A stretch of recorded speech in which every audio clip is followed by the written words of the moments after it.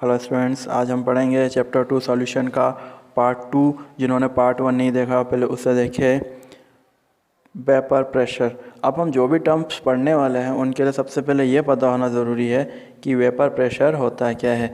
तो इमेजिन कीजिए कि एक ग्लास है जिसमें वाटर भरा हुआ है, थोड़ा सा खाली है ग्लास, और उसके ऊपर हमने प्लेट रख दी है। टेम्परेचर जब होगा तो वो वाटर जो है, वाटर के मॉलिक्यूल H2O वो जो होंगे वो गैस में कन्वर्ट होंगे। गैस में कन्वर्ट होंगे और हमको पता है गैस हल्की होती है, वेट कम होता है, तो वो ऊपर जाने की कोशिश करेंगे। लेकिन ऊपर तो प्लेट रखी हुई है जिसके कारण वो ऊपर ना जा पाएंगे और टकरा के वापस लिक्विड में जाएंगे और लिक्विड में घुल भी जाएंगे। फिर वाटर के मॉलिक्यूल वेपर बनते हैं, भाप बनते हैं, प्लेट से टकराते हैं और मिलते हैं। एक स्थिति ऐसी आएगी जब जितने मॉलिक्यूल वेपर बन रहे हैं उतने के उतने वाटर में मिल जाएंगे। इस पोजीशन को बोलते हैं इक्विवेलेंट। तो वेपर अपना एक प्रेशर लगाती है जिसके कारण वो उस लिक्विड में ग्लास या प्लेट से टकरा के वापस घुल जाती है। उसी को हम बोलते हैं liquid pressure. Definition: the maximum pressure exerted by the vapours, वो मैक्सिमम प्रेशर जो कि वेपर के द्वारा लगाया जाता है of a liquid when vapour and liquid phase are in equilibrium. Equilibrium मतलब जितना लिक्विड वेपर बन रहा है ये वेपर टकरा के वापस लिक्विड बन रही है, इस called vapour pressure. I hope आपको डेफिनेशन अच्छे से याद हो गई होगी। अब अगला है रोल्ट लॉ। बहुत ज़्यादा इंपॉर्टेंट, यदि कोई पूछे कि इस चैप्टर का सबसे इंपॉर्टेंट क्वेश्चन क्या है तो रोल्ट लॉ CBSE में और स्टेट बोर्ड में पूछा जाने वाला क्वेश्चन है। समझते हैं। वेपर प्रेशर अभी हमने पढ़ा था इसके पहले। Of a solute having non volatile solute. Vapour pressure, ये सॉल्यूट जो लिखा है ऊपर वाला डेट इज़ कॉल्ड सॉल्यूशन है, वो एक प्रिंटिंग मिस्टेक हो गई है। तो vapour pressure of solution having non volatile solute, जिसमें नॉन वॉलेटाइल सॉल्यूट हो। नॉन वॉलेटाइल सॉल्यूट मतलब वो सॉल्यूट जो गैस में कन्वर्ट ना हो या उड़े नहीं, जैसे हम बात कर रहे हैं नमक की। इस directly proportional to mole fraction of solvent, कितने मोल है सॉल्वेंट के उस पर डिपेंड करेगा। फॉर एग्ज़ाम्पल नमक सॉल्यूट है और वाटर सॉल्वेंट है। सो जितने ज़्यादा सॉल्वेंट यानी जितना ज़्यादा वाटर रहेगा उतना ही ज़्यादा उसका वेपर प्रेशर रहेगा उस सॉल्यूशन का, क्योंकि जितना ज़्यादा में वाटर है उतनी ज़्यादा तो भाप बनेगी, भाप मतलब वेपर बनेगी, और जब वेपर ज़्यादा बनेगी तो उसका प्रेशर भी ज़्यादा रहेगा। तो vapour pressure of solution having non volatile solute is directly proportional to mole fraction of solvent. तो नीचे दिया हुआ है PS is proportional to x0।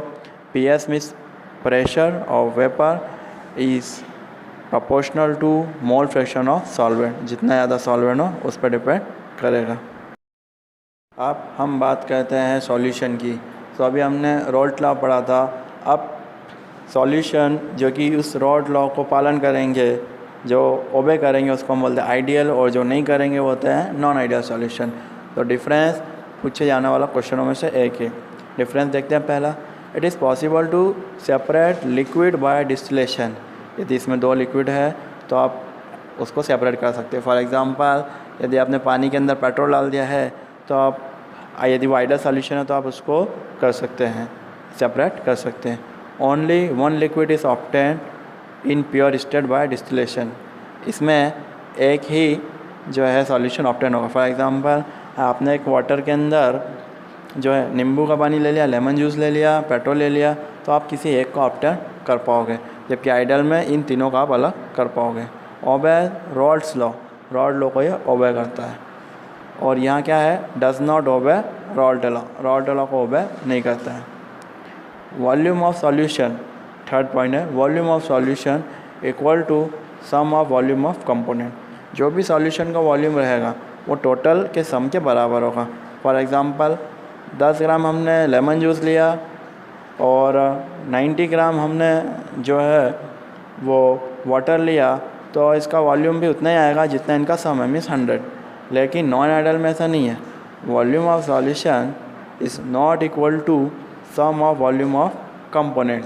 So volume का सॉल्यूशन जो है वो इक्वल नहीं होगा। फॉर एग्ज़ाम्पल 10 ml लेमन है, लेमन जूस है और 90 ml वाटर है, तो वो 100 ml से कम ही होगा बिकॉज वो नॉन आइडियल सॉल्यूशन यदि है तो। No change in enthalpy, enthalpy में कोई चेंज नहीं होगा, और चेंज इन एंथैल्पी, एंथैल्पी में चेंज होगा। तो याद रखें इसका डिफरेंस। अब हम बात कर रहे हैं नॉन आइडियल सॉल्यूशन जिसमें कि रॉल्स लॉ ओबे नहीं होता है। तो ये 2 टाइप्स के होते हैं, वो 2 टाइप्स हमको अब पढ़ना है। अब नॉन आइडियल सॉल्यूशन 2 होते हैं, एक होता है पॉजिटिव डेविएशन और एक होता है negative deviation. Deviation means change कैसा आएगा, ज़्यादा आएगा तो पॉजिटिव, कम आएगा तो नेगेटिव। जैसे पहला है वेपर प्रेशर इज़ मोर, इसमें वेपर प्रेशर ज़्यादा होता है, इसमें वेपर प्रेशर इज़ लेस, कम होता है।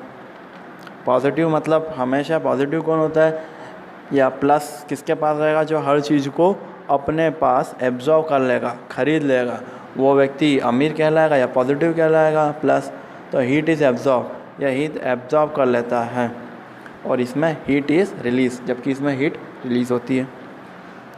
वॉल्यूम इंक्रीजेस, तभी इसका नाम है पॉजिटिव डेविएशन। वॉल्यूम बढ़ जाएगा, उसमें वॉल्यूम इक्वल था, इसमें वॉल्यूम बढ़ जाएगा। और नेगेटिव में वॉल्यूम कम हो जाएगा बिकॉज नेगेटिव है, वॉल्यूम कम होगा। Weak attraction, interaction between solute and solvent, weak attraction रहता है। यदि हमने सॉल्यूट को सॉल्वेंट में घोला तो आसानी से अलग हो जाएगा। बट नेगेटिव डेविएशन में strong interaction between solute and solvent. Example याद रखना है, एग्जाम्पल बहुत पूछा जाता है, एंड ये सारी चीज़ें कॉम्पिटिटिव एग्ज़ाम में पूछी गई है, ऑब्जेक्टिव में, नीट हो या फिर IIT मेंस हो या एडवांस हो, पूछी गई है। सो अल्कोहल प्लस वाटर, बहुत सारे लोगों के मुंह में पानी तो नहीं आ रहा, अल्कोहल प्लस वाटर जो रहता है वो पॉजिटिव डेविएशन कहलाता है, और अल्कोहल का वीक अट्रैक्शन रहता है, इसलिए अल्कोहल उड़ जाता है। सो बॉटल को बंद रखा करो। HCl प्लस वाटर, एसिड जो रहता है वो पानी में हम डालते हैं तो वो होता है नेगेटिव डेविएशन। जब भी आप अल्कोहल को वाटर में आप डालेंगे आपको जो है ठंडा लगेगा क्योंकि वो हीट एब्जॉर्ब कर लेता है, जबकि आप एसिड को वाटर में डालोगे तो आपको थोड़ा गर्म फील होगा बिकॉज ये हीट रिलीज़ करता है। सो आई होप आपको अच्छे से आएगा, और एग्जांपल तो आपको अच्छे से याद रखना है बिकॉज एग्जांपल पूछे जाते हैं पॉजिटिव डेविएशन और नेगेटिव डेविएशन के। अगला है कोगुलेटिव प्रॉपर्टीज़, बहुत इंपॉर्टेंट बिकॉज हम सॉल्यूशन पढ़ रहे हैं। देखिए जब आपको चोट लगती है तो ब्लड निकलता है, आपके जिस भी जगह पे आपको चोट लगती है कुछ समय बाद वहाँ पे ब्लड गाढ़ा हो जाता है और खून निकलना बंद हो जाता है। इसी को हम बोलते हैं कोगुलेशन होना, मीन्स गाढ़ा होना या रक्त का थक्का जमना। सो कोगुलेटिव प्रॉपर्टीज़ क्या है, properties of a solution which depends on number of particle. ऐसी प्रॉपर्टीज़ जो कि किस पर डिपेंड कर रहे हैं, नंबर ऑफ पार्टिकल पर, कितने ज़्यादा पार्टिकल मौजूद है सॉल्यूट के in the definite volume of solution, solution में कितने ज़्यादा, तो किस पर डिपेंड करेगा, पार्टिकल्स, काहे के, सॉल्यूट के।